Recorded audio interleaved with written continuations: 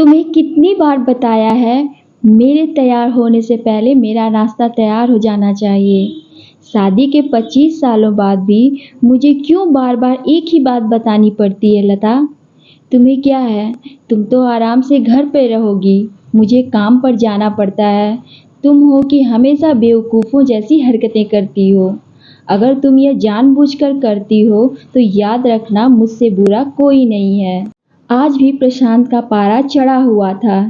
इन कटु शब्दों में अपना गुस्सा उतारते हुए, गीला तौलिया कुर्सी पर फेंकते हुए प्रशांत गुस्से से लता की तरफ देखने लगा। लता के लिए प्रशांत का यह बेवजह का गुस्सा कोई नई बात नहीं थी। वह महीने में 3-4 बार ऐसे ही लता पर बरस पड़ता था। पहले-पहले लता उसका विरोध किया करती थी, लेकिन जब कई सालों तक प्रशांत में कोई बदलाव नहीं दिखा, तो लता ने खुद को ही बदल लिया। अब प्रशांत के कुछ भी कहने से लता को कोई फर्क नहीं पड़ता था। प्रशांत की हर बात वह चुपचाप सिर नीचे झुकाए सुन लेती थी। शादी के पहले 5 साल तक लता ने पूरी कोशिश की थी कि वह प्रशांत को बदल सके, लेकिन फालतू का गुस्सा करना और बाद में लता को भला बुरा कहना, यह मानो जैसे उसकी आदत बन गई थी। कोई भी वाद विवाद होता तो प्रशांत सीधा लता को बोल देता, अगर मैं तुम्हें अच्छा नहीं लगता तो क्यों नहीं चली जाती अपने मायके, क्यों रहती हो मेरे साथ? इतना सब कुछ हो जाने के बावजूद लता प्रशांत के साथ रहती थी, क्योंकि उसे अपनी बेटी की फिक्र थी। और वह जाती भी तो कहाँ अपने बूढ़े हो चुके माँ बाप को इस उम्र में परेशान करने। वह नहीं चाहती थी समाज और लोग क्या कहेंगे, यह भी तो उसे देखना था। वह इतनी पढ़ी लिखी भी तो नहीं थी कि खुद जाकर कोई नौकरी कर सके और अपना और अपनी बेटी का पालन पोषण कर सके। लता को अब अपनी फिक्र नहीं थी, उसको फिक्र थी तो बस अपनी शादी लायक हो रही बेटी की। लता नहीं चाहती थी कि पति पत्नी के झगड़े की वजह से काव्या डिस्टर्ब हो जाए।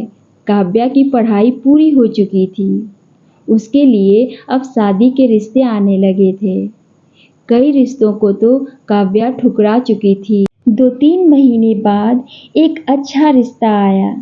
रिश्तेदारों और पहचान के लोगों ने भी लड़के के बहुत गुणगान किए थे। प्रशांत एक शाम अपनी बेटी के पास बैठकर उसे बताने लगा, काव्या बहुत अच्छा लड़का है, पढ़ा लिखा है, बड़ा घर है, बहुत अच्छी नौकरी है। ऐसे रिश्ते बार बार नहीं आते बेटा, इस बार मना मत करना। काव्या अपने पिता से ज़्यादा बातें नहीं करती थी। शायद डरती थी या शायद नफरत करती थी, लेकिन आज वो अपनी पूरी हिम्मत इकट्ठा कर बोली, मुझे अभी शादी नहीं करना है पापा, मैं नौकरी करना चाहती हूँ, खुद अपने पैरों पर खड़ी होना चाहती हूँ। हाँ तो उसमें क्या बड़ी बात है, मैंने लड़के से बात की है, वह तुम्हें किसी बात के लिए नहीं रोकेगा। तुम शादी के बाद भी नौकरी कर सकती हो, वह तुम्हें नौकरी के लिए परमिशन दे देगा। प्रशांत बोला, मेरा नौकरी करना या न करना उसकी परमिशन पे क्यों डिपेंड रहेगा पापा? काव्या ने पूछा। मैं कह रहा हूँ ना, तुम्हें किसी भी चीज़ की कमी नहीं होगी वहाँ।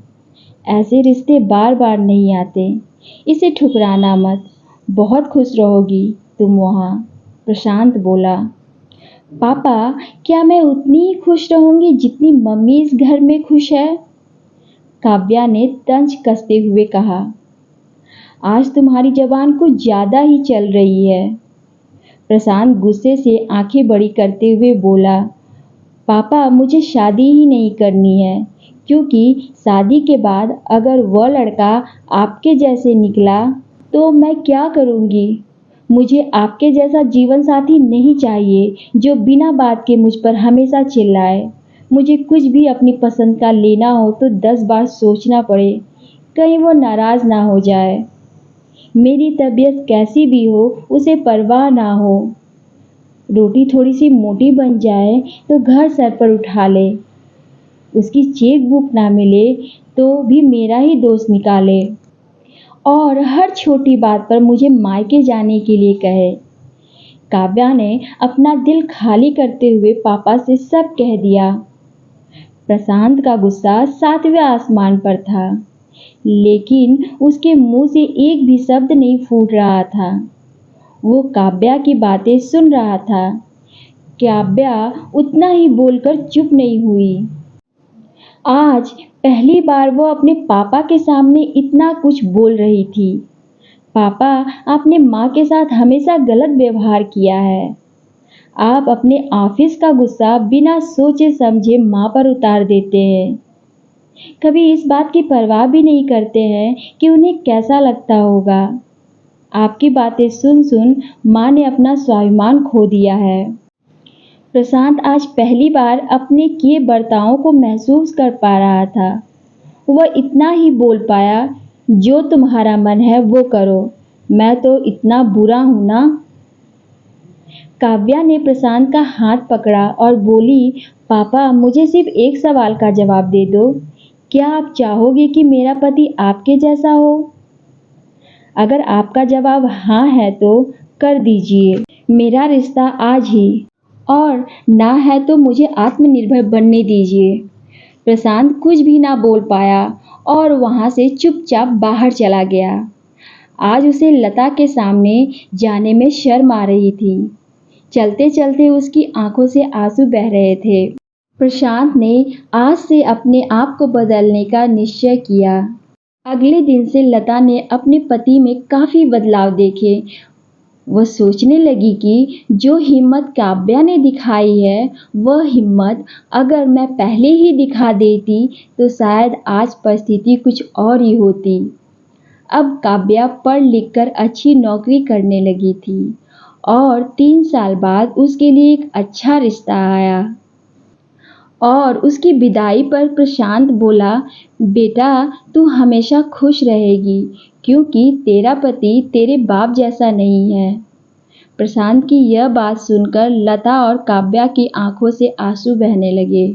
सो फ्रेंड्स, ये स्टोरी मीन्स हमें ये दिखाती है कि अक्सर लड़कियां, स्त्री जो होती हैं, उनके साथ ऐसा ही होता है। अगर वो अपने पिता के घर पे हैं तो उन्हें कहा जाता है कि एक दिन तुम्हें दूसरे के घर जाना है, ये तुम्हारा घर नहीं है, वो तुम्हारा घर है। और जब वो ससुराल पहुंचती हैं तो कुछ मनमुटाव हो जाता है या फिर कुछ झगड़ा हो जाता है, कुछ तू मैं हो जाती है, जिस वजह से ससुराल वाले कह देते हैं कि अपने मायके चले जाओ, अपनी माँ के यहाँ चली जाओ।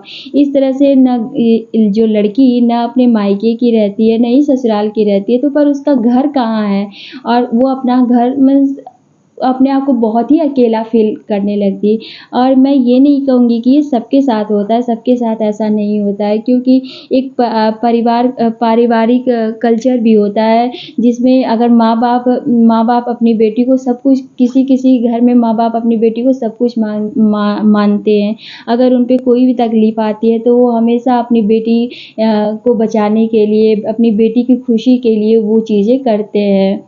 और कहीं कहीं पे भी ऐसा भी होता है कि ससुराल भी बहुत अच्छा मिल जाता है लड़कियों को, जो अपनी बहू की हर खुशी को पूरा करने की कोशिश करते हैं। ऐसा नहीं कहेंगे कि सबके साथ होता है, पर किसी किसी के साथ तो ऐसा होता ही है कि उनको कई दुखों को झेलना पड़ता है। इसलिए हर स्त्री को, हर लड़की को आत्मनिर्भर बनना चाहिए। अब आत्मनिर्भर का मतलब ये नहीं है कि उसे नौकरी करनी चाहिए, उसे अर्निंग करनी पड़ेगी, ऐसा कुछ नहीं है। मीन्स अगर आपको करने का मन है तभी करिए। और दूसरी चीज़ ये है कि अगर कोई हम पे अत्याचार करता है तो उसका विरोध करना चाहिए। अगर हम शुरू में विरोध नहीं करेंगे तो ज़िंदगी भर विरोध नहीं कर पाएंगे, क्योंकि जिस प्रकार ये स्टोरी में लता को दिखाया गया, उसी तरह अगर हम शुरुआत में ही किसी चीज़ का विरोध करते हैं तो सामने वाला को थोड़ा बहुत झुकना ही पड़ता है, क्योंकि वो समझ जाता है कि हमारा नेचर ऐसा है, हम विरोध करने वाले। अगर हम विरोध ही नहीं करते हैं, अपने आप को बचाएंगे ही नहीं, तो दूसरा वाला हमेशा अत्याचार करता रहेगा। सो गाइज़, आप लोगों को ये स्टोरी कैसी लगी? अगर अच्छी लगी हो तो प्लीज़ मेरे चैनल को सब्सक्राइब करिएगा, क्योंकि आपका एक सब्सक्रिप्शन मेरे लिए बहुत मायने रखता है। सो मिलते हैं नेक्स्ट वीडियो में। Thanks for watching.